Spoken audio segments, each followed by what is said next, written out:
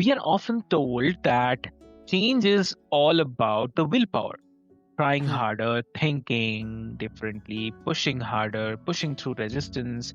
But what if that resistance is not the problem at all? What if it's actually intelligence, shaped by the survival, trauma, and the nervous system protection? So today's conversation is about rethinking change itself. So, hey, dear listeners, welcome back to another powerful episode of Mind Meets Machine, where we explore how the human inner world intersects with modern frameworks for the growth, healing, and performance. And today I'm joined by a lovely guest. Please welcome Kerisma Vere. So, welcome to the show. Thanks, Avi. It's great to be here. Amazing. Amazing. So, dear listeners, before we delve deep into our discussion today, I'll quickly love to introduce you to Kerisma. So, Kerisma is a holistic wellness coach, author, and the creator of Karishma's work focuses on trauma informed and non prescriptive approaches to change, helping people move away from all or nothing self help and towards the regulation, self trust, and sustainable quality of the life as well. So, in this episode, we will explore how survival strategies shape our relationship with the change and what actually supports real and lasting transformation. So, why to wait? Let's get started. Welcome to the show again. Thanks, Avi. Well, this is such an important conversation for us to be having within our societies nowadays. Exactly. Totally agree. So, I mean, before we get into the frameworks and the tools, I'm really very curious. Like, when you think about the word change, so what do most people misunderstand about why it's so hard? I think that we, for many of us anyway, I won't speak for everybody, but many of us grew up within cultures where it was just kind of like expected that, you're supposed to know how to do it. You inherited ideas of what success looked like, and there were things expected of you, and you were supposed to just be able to do it pretty much instantly, without any kind of context for like learning and growing and figuring out how to create that change and the process that it actually takes to create any change. In my own life, I use the word change and growth and healing all pretty much in the same way, right? Because it's, for me, it's all that way. I don't think it's rare that we grow or change. I guess sometimes we change for the worse, but for most part, we tend to change towards in a healing or growing kind of way, unless it's something's come along to create that change in a very negative kind of way. Exactly. Exactly. So that distinction is already, I mean, that already shifts the conversation from what's wrong with me to what happened that shaped me, right? So, also like about the uh, common misconception, if I have to talk about. So there's a strong belief that once someone understands what to do, change should follow naturally. So from a kind of trauma informed lens, what does that idea break down? So if you can share. Yeah, well, my books and my work, it's a lot of it's based on, some of it's my education, but some of it is lived experience, right? And I definitely was somebody who had that unrealistic expectation. Like, I really struggled with low self-esteem, low self-worth, and really like actually kind of hating myself when I was younger. So I spent many decades actually just thinking that all I had to do was like make up my mind. If I had the willpower or the discipline or the commitment to love myself, then it would just happen like that. Mm. Like that never worked. I would gain some ground, certainly, but I always sort of ended up back where I had started. And I was like, okay, well, you're not in this instant idea of jumping. I always talk about it from like jumping from the bottom of the staircase to the top. You're not actually ready to be there because you didn't take the steps you needed to take to actually get there. So you always fall back to where you were in the first place. So maybe that's not a quicker way like I had always thought. Maybe actually like going really slow, taking it a step at a time, building up the agency and the confidence to be where I'm at as I climb or make that progress. And something I was really not aware of most of my life was that my nervous system itself needed for me to go slow, for me to feel safe with the changes that I was creating in order to actually be able to maintain that change. Exactly. Exactly. And okay, and also like what I am hearing is that insight alone it's not something, or it's not enough when the nervous system is still operating in the protection mode. Am I correct, right? Yeah, yeah.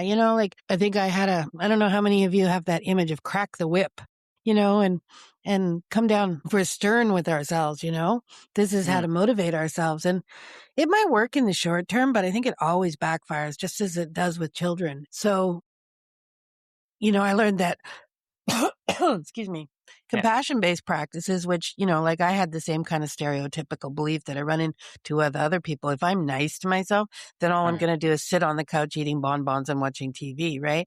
That compassion couldn't be a motivating factor. But Kristen Neff and Brene Brown and Tara Brach and all kinds of other peoples came forward, and I was listening, and I finally got to a place where I was willing to sort of try that. And what I discovered was that the real compassion in combination with things like radical acceptance were actually ended up being much stronger motivators, and that I actually thrived and in that kind of an environment with myself. Whereas, like I had been very unhappy, and the pressure, shame, perfectionism, guilt, blame type of survival based strategies I had for creating change just made me feel really heavy, mm, and they were like adding really heavy layers to me trying to do anything. I always picture, like I'm climbing up the mountain, and my approach most of my life had been to like, continually add boulders onto my backpack. And what I've learned in the last 7 years certainly is like, okay, it's already hard climbing up the mountain. So let's kind of try to minimize how many boulders we can put in our backpack. Right. And like, let's understand that it is difficult, and let's learn how to encourage ourselves as we climb up that mountain. And let's also take into consideration the fact that, there's going to be days where we lose a little bit of ground. very true. Very, very true. And also, like if you talk about the root causes, right? So, um, how do the survival strategies, especially those shaped by the trauma, quietly influence our goals, our habits, even the self-talk as well? So, what do you think? Yeah, well, like survival, that word is sort of makes sense, right? But depending where we came from, but most of us have experienced that pressure to keep a roof over our head. It's like you have to do good at your job, because if you don't do good at your job, you might not have the money to pay for food or a Mm, roof over your head. And so that's a lot of pressure, right? And if we never really learned how to deal with that pressure, or if we lacked a greater sense of faith that we would be okay no matter what, then we're just living in that fishbowl of pressure, and that extends to so many things, right? Like if I am not nice to others, or if I don't do this, or if I don't do this, or there's this concept that we are under threat, and we might not recognize it so much as an adult because it doesn't seem like as big of a threat. But when we were younger, it was a huge threat. And like that's the thing, our very survival relied on us figuring things out, figuring them out quick, and doing things a certain way because, particularly as children and then growing up, we didn't have control over our environments or whatever. So we learned to control what we could and do whatever that we could to survive. And I think, I don't know what percentage of the population it is, but it's this a human being kind of thing that, depending on what kind of situation and circumstances that we're going to be in, survival is there for a reason. And it alone is not a bad thing. I have a critic that has always wanted more for me and who's always looked out for danger. And that's a brilliant thing. That has kept me out of a lot of really bad situations. And that's also allowed me to achieve a fair amount in my life. But as a long-term strategy for creating the kind of changes in my life, it's not so great because it's actually a lot more difficult, and it's really great in a pinch. If I show up at a party and I get a bad voodoo kind of energy going on with that. And that part of me is going like, get out of here, get out of here. It's good. Listen, get out of there. Right.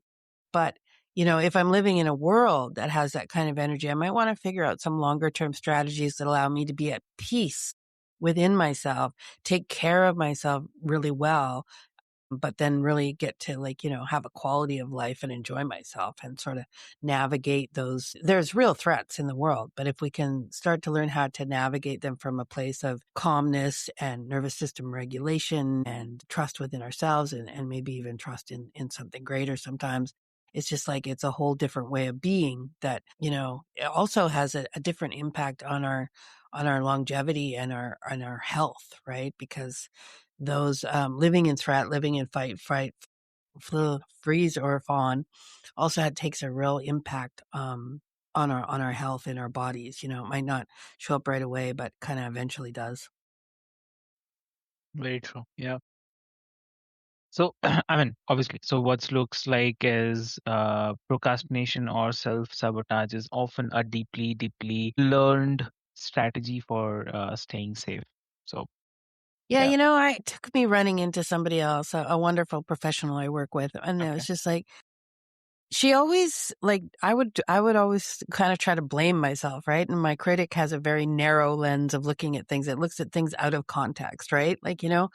And it calls me names and stuff and I was it was mirrored back to me. Perspective was shown to me. That's like, hey, there is always a reason. If I'm struggling to do something, or not able to do something, there is always a reason for it. Usually a very, very valid reason.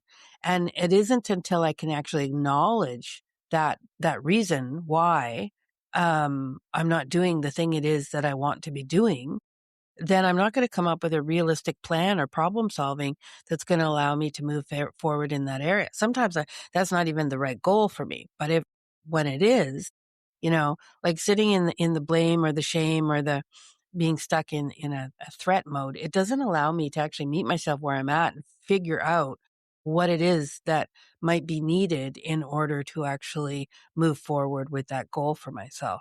If that does that make sense to you? Makes sense. Makes sense. Definitely. So, one thing I definitely love to ask you, like in your coaching work, how does this tend to show up day by day or day to day for the people who genuinely want to feel better or live differently? Well, ironically, almost everybody I've ever worked with has this skill of being Yeah. nice and supportive and encouraging towards their friends and loved ones, right? And then what I discover almost across the board is so they maybe somebody wants to lose weight, maybe somebody wants to learn to eat better, maybe somebody wants to quit smoking, maybe somebody wants to start exercising more. Like they have these goals for themselves, but what almost always reveals itself is that the relationship to self is not the same kind, supportive, encouraging relationship the way that they treat the other people in their life. Like if you came home and you forgot to get the milk because you had an upsetting phone call before you left work, I'd be like, oh, baby, I'm so sorry to hear that. That's okay. We'll get milk later. But if I was the one to forget the milk, I might be like, oh, you idiot, you forgot the milk. Now you ruined now we can't have milk at dinner. And so it's like where I think I shine and where my passion is helping people sort of like, look at that relationship to self and then, develop some attunement that includes compassion. And we might not necessarily like everything that we see about ourselves, but like, let's learn to approach it with like compassion and understanding. And I also really like the radical acceptance tool because it's like when we can accept things, and these are often things that we have difficulty accepting, right? But when we can accept them, that does involve emotion and feeling, but from there is the place where we can actually do something about changing it. Right. So, but yeah, it's for me, it's all about like helping people develop a kinder, more attuned relationship to themselves, because it's like how many of us in society is like when we walk along the sidewalk and we fall in a hole, we stand above ourselves at that and we scold ourselves for having fallen in the hole. Whereas, if we can learn to come across ourselves in that hole and say, hey, oh, wow, I bet you feel horrible falling down in that hole again. Here, let me offer you a hand up. right? Let me offer, and let's figure out, like, how we can stop falling in this hole. Cause I know it really sucks when you fall in that hole, So when we learn to have that kind of a understanding with ourselves and approach, instead of being very reactionary from a blame and shame kind of place, but responsive from a kind, compassionate, encouraging, and understanding kind of place. Exactly. So, like you work with the approaches like the compassion, nervous system regulation, mindfulness, even rethinking goal setting as well. So, what does a more supportive starting point or for the change actually look like?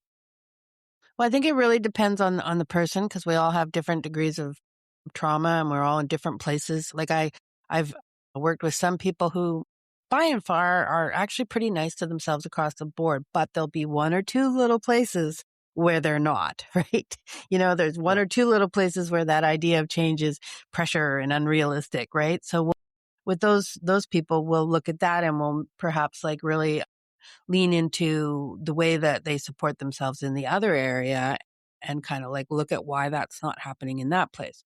For other people that have like really low self worth and a rather critical negative kind of relationship with themselves, it's really going to depend on their capacity and their history and what they're open to. So I Right. choose from a wide range of like, like with myself, I consider them interventions, but I think for somebody who's really overwhelmed and having like a really hard time, even knowing what their internal world going on, a real simple thing I used in my own life was just once or twice a day to just do a scan, close my eyes for like even 5 seconds and just ask myself, what's going on the inside?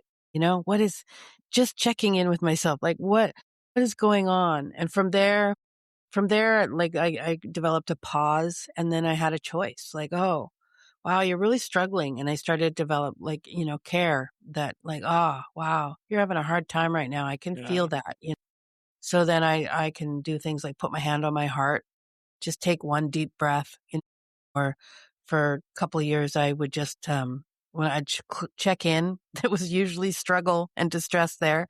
And then I would just like, it's like, oh, you're struggling. I hear you. Okay. I love you. Right. And I learned to do that from once a day to multiple times a day. And that scan can include whatever you're comfortable with, but like it could be, you might notice your emotions, you might notice your oh, my neck is, like, so tense, right? Or my jaw is clenched. It could be sensations, could be Yeah. like, "Oh, wow, my thoughts are really racing?" But there's all this information going on in our internal worlds, and for many of us, we have not been paying attention to that. We've been paying attention to other people.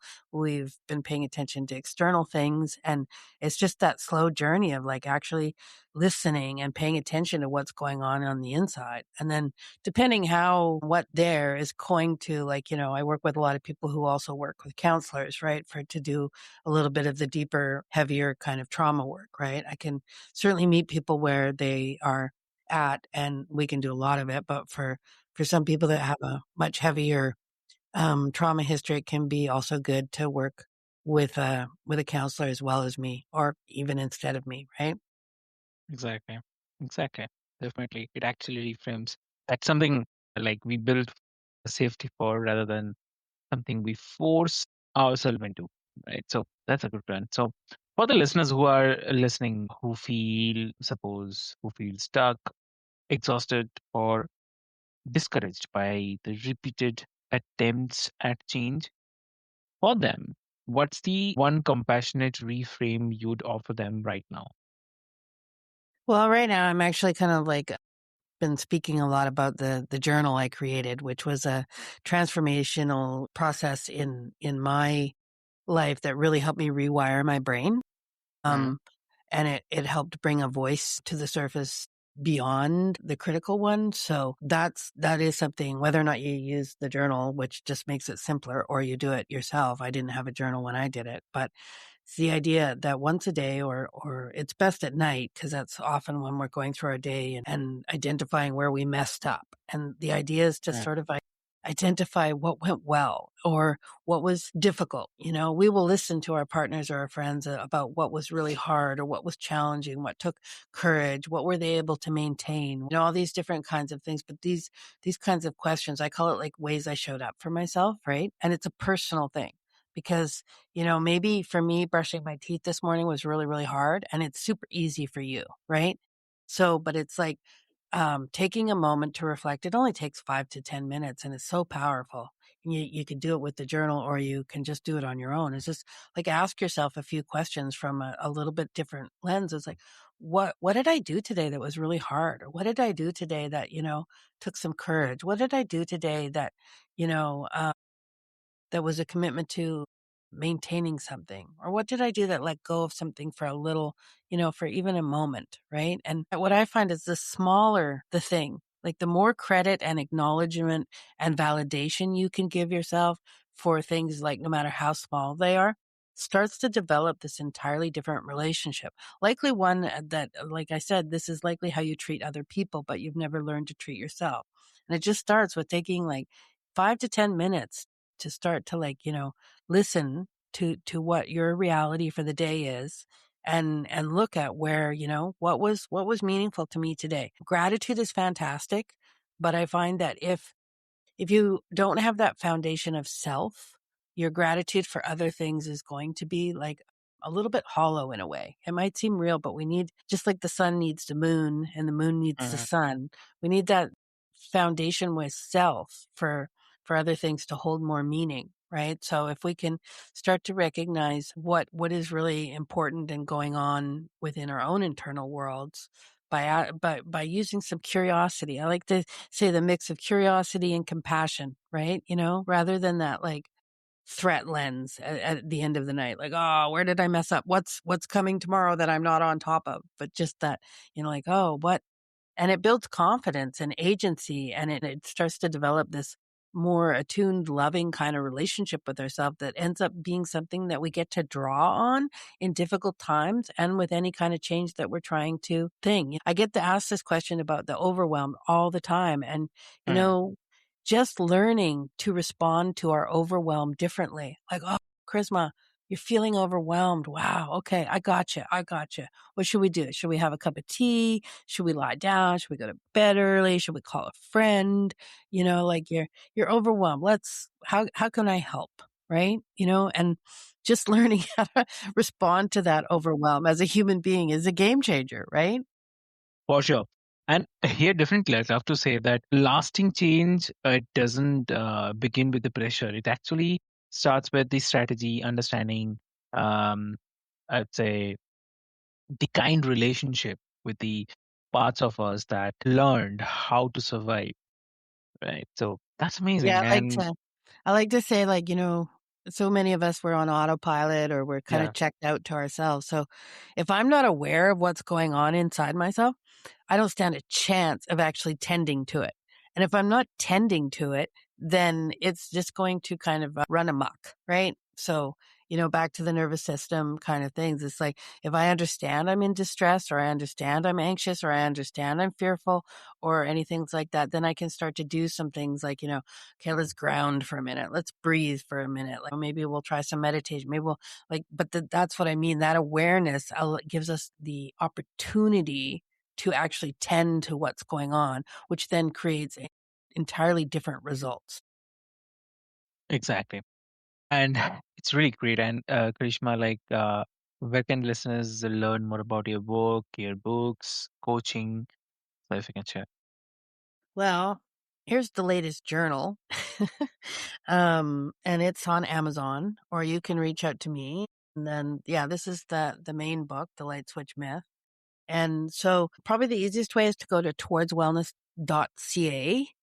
Because the books and stuff about my coaching and my beliefs and I even have an accessibility policy that if you cannot afford a copy of the Light Switch Myth, you can reach out to me and I will email you a PDF copy because I know what it's like to be limited in resources. But yeah, towardswellness.ca is kind of the hub. If you Google Kerisma Vere, I pop up all over the place and you're welcome to interact with me on any social platform that you find. I always respond back to people and I'm happy to have friendly chats about things. And yeah, all my books are on Amazon, or you can get them through me as well. Yeah. Towardswellness.ca, probably the best bet. Yeah. Amazing. So what I'll do is, dear listeners, I'll put all the links into the show notes for your easy reference. And with this hope, thank you so much for joining us on Mind Meets Machine. And if today's conversation has resonated with you, I invite you to reflect on how you relate to change, and not just as a kind of personal failure, but as a nervous system story waiting to be met with care. So, with this hope, until next time, this is your host Avik, and stay curious, stay grounded, and be gentle with your process. So, thank you so much. Thanks.